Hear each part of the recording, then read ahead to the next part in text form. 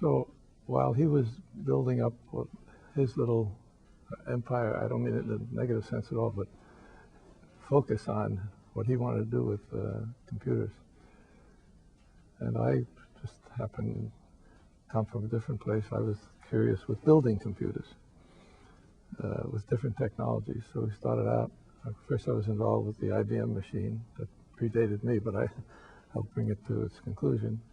And then went to the Institute for Advanced Study where we built the JONIAC computer, which that's another story how I happened to get involved with at the Institute for Advanced Study at Princeton. And then I think we were talking before, as that facility was shutting down because moving into much bigger industry, I got sucked into Sarnoff, which is now SRI East, known. It used to be the research labs for RCA, but now it's all owned by SRI East. Now let's see, why did I shift from, get me back on track? Okay, the issues with Doug and his management style. Doug both had and created a most difficult environment. I say this as a good personal friend. We say anything to each other. But I was watching then, we were getting 40 or 50 years ago, 40 anyway. And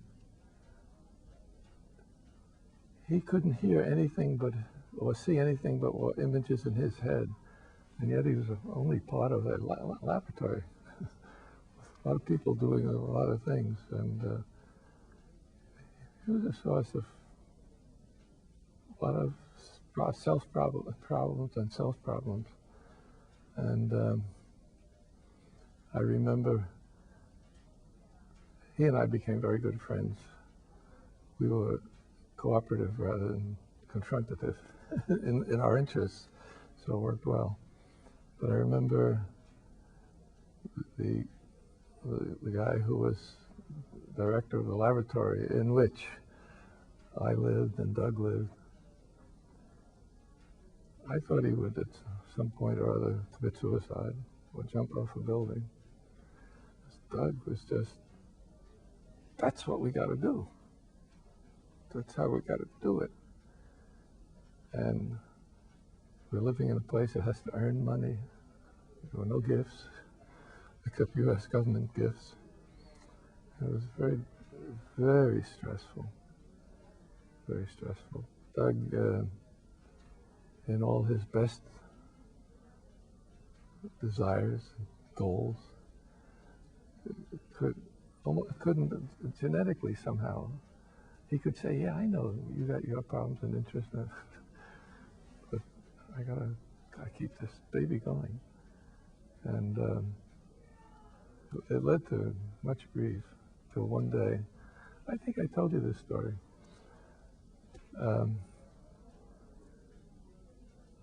Let's see how to say this. Doug, can you stop that a second? Get my head straight, because, well, anybody who knows him knows he's very devoted and sincere. Not that everyone isn't to their degree, but he's extremely so. Very difficult to compromise. And it was driving our laboratory director, who I knew quite friendly at the time with. He was a life of sleepless nights.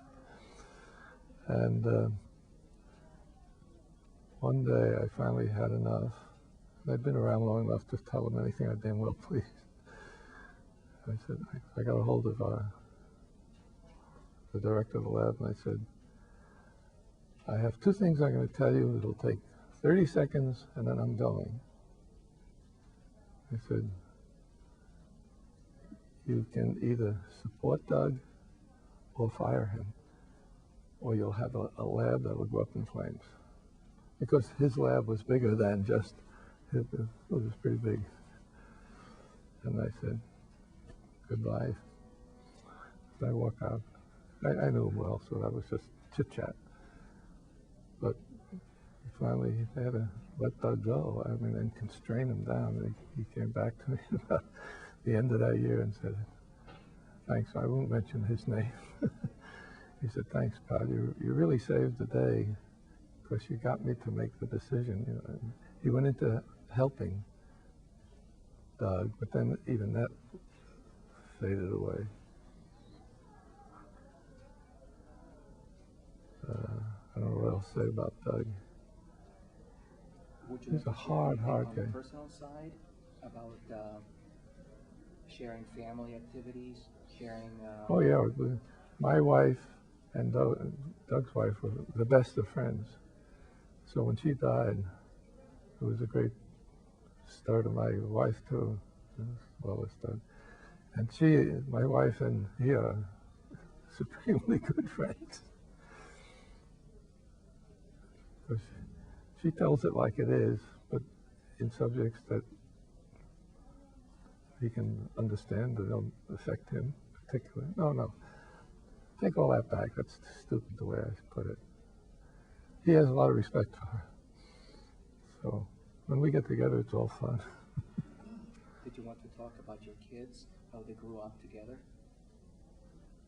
Your kids and Together? Doug's, Oh, no, your kids and Doug's kids, sort of group activities and so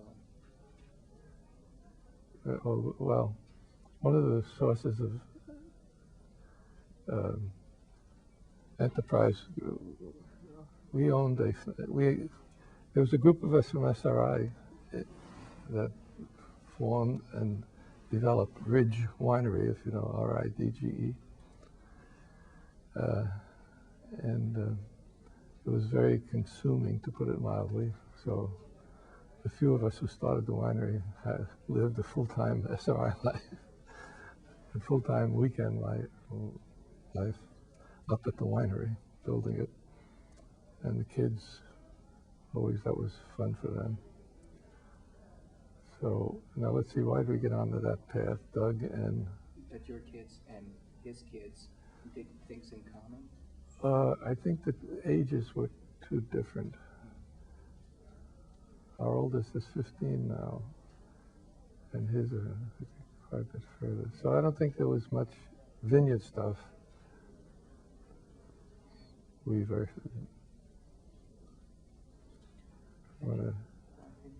Let's see. Let me see if there's anything I want to say.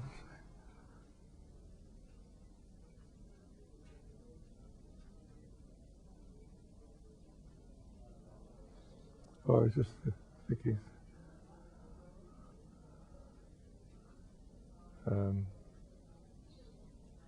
See, we built in the early 60s, to get back for a moment to the all-magnetic computer. This is a technique that Doug contributed to superficially, but he's always deep.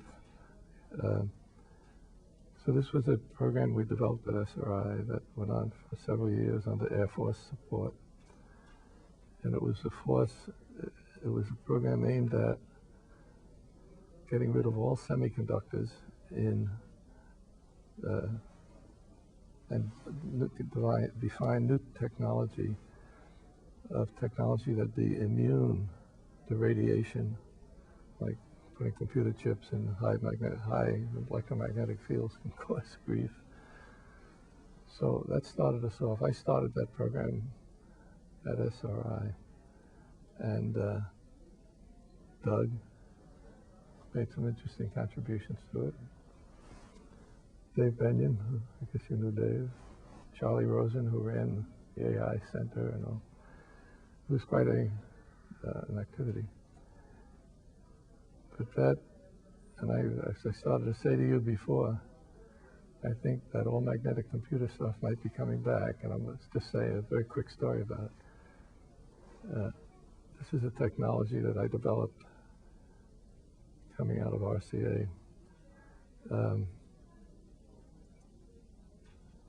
You have transistors in computers, then you put transistors together, and you have chips in computers. And, well, there's a, let me get straight here. There's a technology that I developed for all magnetic logic. Techniques where you have no computer chips, no input, none of the standard electronics. You have magnetic logic. I told you that with different funny shapes of cores, you can get different functions of A and B, or A times B, A divided by B, so on. And this technology is radiation resistant. We're building it out of magnetic cores and copper wire. Magnetic cores and copper wire, as indestructible as you can get. And we built a whole computer in it, just an arithmetic unit that you put in two numbers and it goes clunk, clunk, clunk, clunk, clunk at high speed, and an all-magnetic computer. And that really made a stir in the early 1960s in the technical journals and so on, that we didn't need vacuum tubes or transistors. What's happening here? Where can you stop? And that, in fact, I believe that the guy out of the Air Force who supported that program initially is the guy who supported Doug, Colonel Butch. Does that sound familiar to you? So Butch, so we all knew about each other. And so that took it into an enormous, totally unknown. What I'm going to tell you now is totally unknown. Not because it's secret or anything, but when we built that first all-magnetic little transistor, a number holder, 1011, you know, that kind of thing. So we built a computer that had nothing but ferrite. Ferrite is this semiconductor. Well, you're shaking your head, yeah. And we were able, within a year, build a computer about this big and this thick. Was a sheet. Not an important factor, but it was built that way. That was going to, they gave us a job in the Air Force. They said, okay, we'll make a test. Here's the funding. You make us a digital multiplier. You put in a, whatever, 10-digit number and 10-digit number, you go clunk, and it goes clunk, clunk, clunk, clunk, clunk, clunk. And when we did it, within about a year or two, they fell over. And it got such incredible publicity, the fact that you might not even have to go to semiconductors in case you're going out into space where the fields are getting very dense compared to the fields, the radiation fields near Earth. So now here's something that really eluded me until last year. This thing I sent you a list of, I'll just make a comment on it. Because we lost track of it. We meaning the SRI group, of which Doug was, that's still there, I guess. Yeah, sure. Colonel Butch, does that ring a bell to you? Because I think the guy who we got from the Air Force, Colonel Butch, who supported Doug for a long time. But anyway,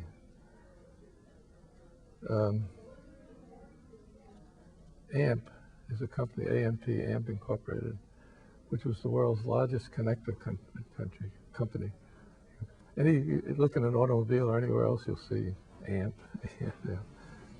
Well, they were so caught up in that in what they were doing, but they knew they'd better get in the electronics world. So they sent some of their key guys to a conference in Los Angeles at which we presented the design of this story. And they got so excited because they could see with the kind of things they did, they could build these kind of machines. And off they went, and SRI involvement kept going down, and they started building this industry up. But transistors were coming so fast by that time, no one really paid attention to this then. but I claim now, watch what's going to happen, because I'm trying to get to space stations now to tell them about all magnetic logic, which is radiation free. And if there's anything they would kneel down and kiss the earth for, is radiation free stuff. And it's not called transistors in the ordinary sense. Now, so let me see, I don't want to drag you too far. That's probably good enough. Although I'll tell you one number. So when I got a hold of his name, my memory, Joe Sweeney, about 2 years ago, 3 years, I said, Joe, I lost track of you 25, 30 years ago. What happened to all that stuff? He was telling me, my eyes were jumping out of their head. Like, for example, the largest railroad switch yard in the world. These are switch yards where trains come in all hours of the day and night, and these 3 cars go here and these go here. And he said, well, one of the big ones we had was General Electric, not General Electric, the big railroad field in Canada, where trains come in from the whole country and get automatically sorted out. There was such panic starting in the 70s and 80s when Sputnik and all of that stuff came. There was such panic about building circuitry that's radiation proof. That became, oh my God, because